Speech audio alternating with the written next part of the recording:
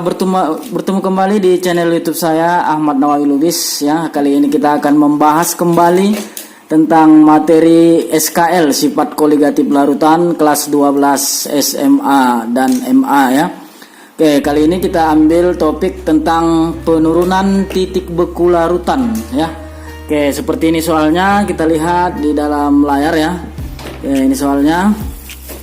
Hitunglah titik beku larutan yang mengandung 5,85 gram NaCl, di mana diketahui MR-nya adalah 58,5 dan 200 gram air.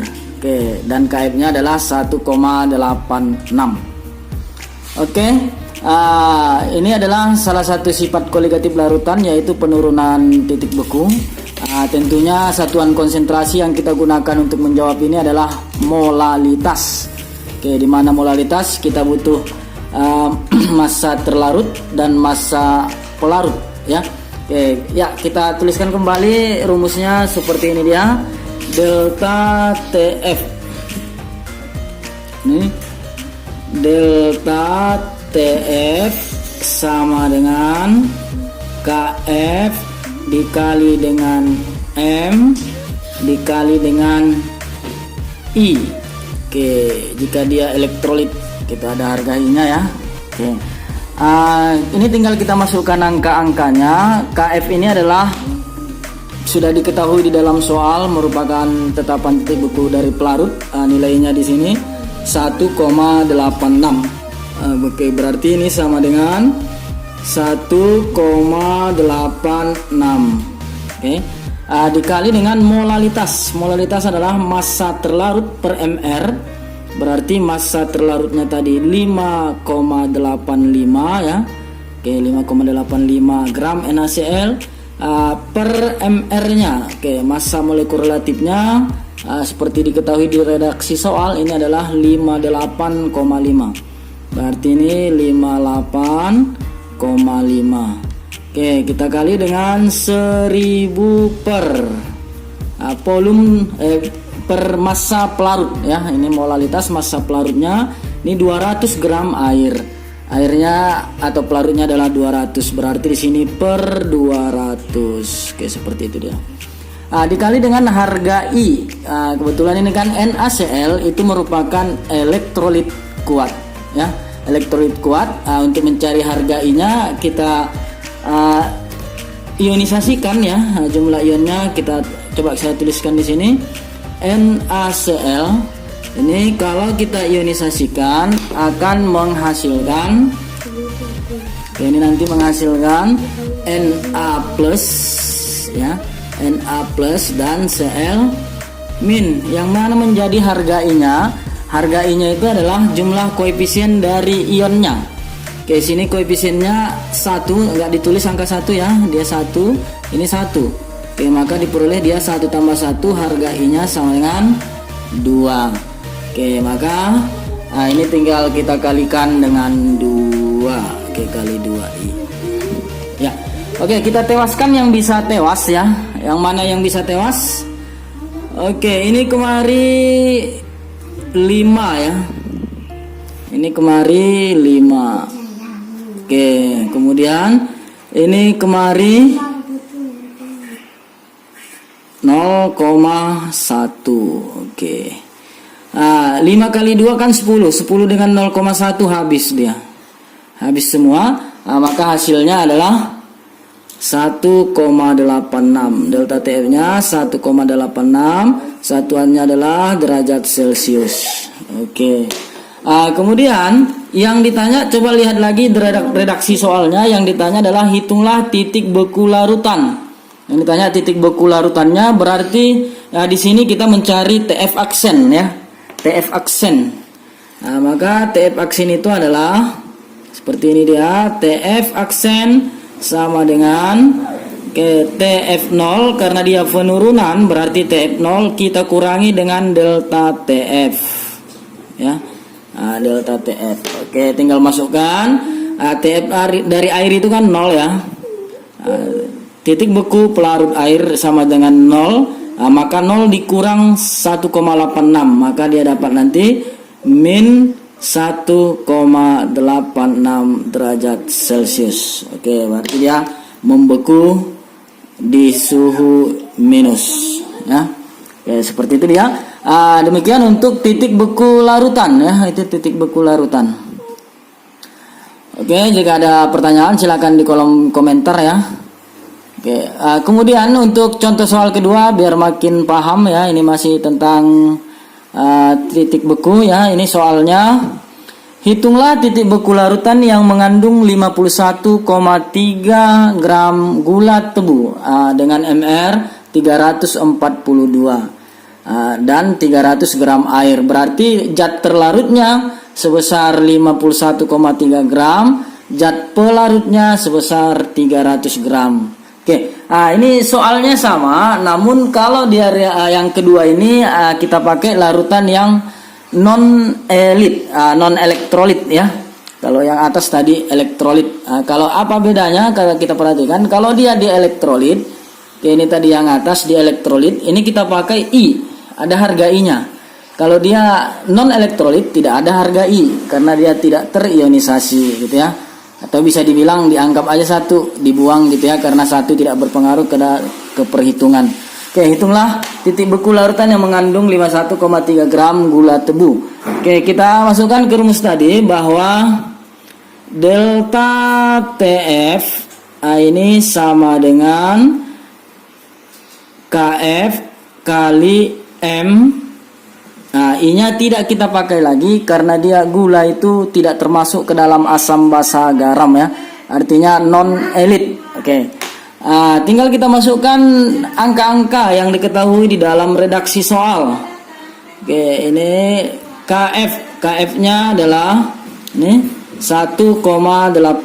Berarti masukkan ke sini 1,86 dikali dengan molalitas massa terlarut 51,3, berarti 51,3 gram per mr. Massa per mr nya 342 ya, 342. Ini kita kali 1000 per massa pelarutnya ini air ya, 300. Oke, massa pelarutnya 300. Oke, itu dia. Sekarang kita tewaskan ya. Kita tewaskan yang bisa tewas, kita matikan yang bisa mati. Nolnya. Oke, kita tewaskan nolnya. Ini nolnya hilang. Oke. Kemudian kita tewaskan lagi 10-nya. Ini nol hilang. 10 hilang, kemana dia? Ini jadi 513 ya. Oke, jadi 513 per 342. 513 per 342, maka ini tadi kita peroleh 1,5 ya. Oke, 1,5 bisa kita tewaskan ke bawah. 1,5 dengan 3, maka ini dapat 2. Oke. Seterusnya tewaskan lagi. 2 1,86 dengan 2. Oke, maka kita perolehlah hasil akhirnya adalah 0,93 derajat Celcius. Oke. Nah, ini delta TF-nya. Perhatikan lagi redaksi soalnya, yang ditanya adalah titik beku larutan. Nah, sama dengan yang di atas tadi, titik beku larutan TF aksen. Nah, maka TF aksen ini sama dengan TF0 dikurang delta TF. Oke, seperti itu dia. TF0-nya berapa? TF0-nya air itu membeku pada suhu 0. Maka ini langsung minus 0,93 derajat Celcius. Oke, itu dia ya. Oke, jika ada pertanyaan silakan di kolom komentar. Begitulah contoh soal dari sifat koligatif larutan bagian penurunan titik beku. Oke. Ya, kita lanjutkan kembali masih di materi sifat koligatif larutan. Kali ini bagian topik kenaikan titik didih larutan ya. Oke, kita lihat contoh soalnya begini. Hitunglah titik didih larutan yang mengandung 6 gram urea, di mana diketahui MR-nya 60 ya, dan 200 gram air. Artinya zat terlarutnya adalah urea dengan massa 6 gram, kemudian zat pelarutnya air dengan massa 200 gram. Diketahui Kb-nya adalah 0,5. Oke, ini sebenarnya sama aja caranya dengan delta TF tadi, hanya beda di KF dan KB ya. Tinggal kita gantikan saja. Jadi seperti ini dia. Delta TB boiling ya, mendidih, boiling mendidih. Delta TB sama dengan KB dikali dengan M. Oke. I-nya juga tidak kita pakai di dalam soal ini. Kenapa? Karena urea ini adalah non-elit ya, non-elektrolit. Dia bukan elektrolit, sehingga tidak kita pakai harga I-nya. Hanya KB kali M. Oke, KB-nya berapa? Kita masukkan angkanya adalah 0,5. Oke, agar lebih gampang di perhitungan, 0,5-nya ada baiknya kita pakai dengan 1/2 ya. Oke, 1/2. Nanti di perhitungan biar gampang dia. Oke, dikali dengan M. Massa terlarut. Massa terlarutnya adalah 6 ya. Oke, kita tulis 6. Dibagi dengan MR terlarutnya itu 60. 6/60. Dikali dengan 1000 per massa pelarut. Massa pelarutnya tadi berapa? Ini 200. Berarti per 200. Oke, seperti itu dia. Oke, ini kita tewaskan lagi yang bisa tewas. Kita lihat angka 200 dengan 1000 ini nampaknya bisa tewas. Kita tewaskan. Oke, maka ini kita peroleh berapa? 5 ya. Oke, 5. Kemudian mana lagi yang bisa tewas? Yang bisa tewas ini di bawah jadi 10. Sisa 10 dia ya. Oke, kemudian kita tewaskan lagi. 5-nya tewas, bawahnya sisa 2. Oke, berarti ini kan jadi 1/4. 1/4 itu sama dengan 0,25. Maka dia dapat 0,25 derajat Celcius. Kenaikan titik didihnya. Nah, di sini kan yang ditanyakan di dalam soal titik didih larutannya. Berarti TB aksen yang ditanya ya. TB aksen, maka kita buat TB aksen ini sama dengan TB0 ditambah dengan TB delta TB. Oke. Air itu mendidih pada suhu berapa? Mendidih pada suhu 100. Maka ini 100 ditambah 0,25. Maka larutan tersebut akan mendidih pada suhu 100,25 derajat Celcius. Oke, demikian dia satu contoh untuk kenaikan titik didih. Oke, gampang ternyata kan kimianya? Ya, kimia itu gampang, ku ingin miliki dia katanya ya, saking gampangnya. Oke, kita lihat yang nomor 7. Untuk soal nomor 7 ini kita bahas tentang tekanan osmosis ya. Oke, karena sepertinya kalau di sini sudah bisa semua ini ya. Tidak jauh berbeda dengan delta TF. Oke. Berikutnya adalah tekanan osmosis. Oke, ini hitunglah tekanan osmotik dari 500 ml larutan yang mengandung 9 gram glukosa ya. Yang mengandung 9 gram glukosa, di mana di situ diketahui MR-nya adalah 180 pada suhu 27 derajat Celcius, tetapan gasnya 0,08. Oke. Apa ini untuk mencari tekanan osmotik? Ini termasuk juga sifat koligatif larutan. Ini kita gunakan di sini untuk konsentrasinya adalah konsentrasi dalam satuan molaritas. Kalau orang sumut ini tahu persis ini untuk rumus ini mengingatnya MRT karena kebetulan ada bus kecil ya, MRT ke arah Toba sana ya. Oke, MRT. Oke, jadi ini P sama dengan M kali R kali T kali I jika ada harga I-nya. Namun kita lihat di sini yang menjadi zat terlarutnya adalah glukosa. Glukosa ini kan tidak termasuk ke dalam asam basa garam, artinya tidak termasuk ke dalam golongan elektrolit. Nah, maka karena dia tidak termasuk ke dalam elektrolit, kita tidak pakai harga I, hanya MRT saja ya. Oke, masukkan nilai molaritasnya. Molaritas ini massa terlarut per MR-nya. Massa terlarutnya berapa? Massa terlarutnya adalah 9 gram glukosa. Berarti 9 dibagi dengan MR. MR-nya ini 180. Berarti 9 per 180 dikali dengan 1000 per MR. Oke, MR-nya berapa? Nah, ini 100 per MR per mililiter volume dari larutan. Ya, massa terlarut per MR kali 1000 per volume larutan. Volume larutan ya, volume larutannya adalah 500. Oke, berarti ini masukkan gopek ya. Oke. Kemudian kita mainkan lagi harga T-nya. R dulu ya, R. R-nya berapa? 0,08 dikali dengan 0,08 dikali dengan suhunya. Suhunya 27 derajat Celcius, kita pakai dalam satuan Kelvin. Oke, maka ini untuk mengubahnya ke Kelvin, maka 27 Celcius ditambah dengan 273, maka diperoleh ini 300 Kelvin ya. 300 Kelvin. Oke, ini tinggal kita masukkan kali 300. Oke, seperti itu dia. Oke, kita tewaskan lagi yang bisa tewas. Yang mana kira-kira yang bisa tewas? 1000 dengan gopek ya, dengan 500. Ini nampak kali ini, kelihatan langsung dia di sini.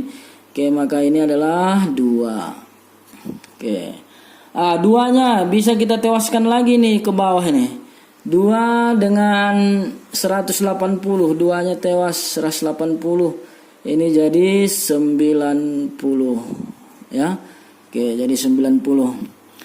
Kemudian seterusnya 90 dengan 9 tewas jadi 10. 10-nya tewas kemari, dia jadi 30. Maka hasil akhirnya adalah 0,08 kali 30 atau 3 kali 0,8. Maka diperoleh nanti hasilnya adalah 2,4, satuannya ATM. Oke, seperti itu.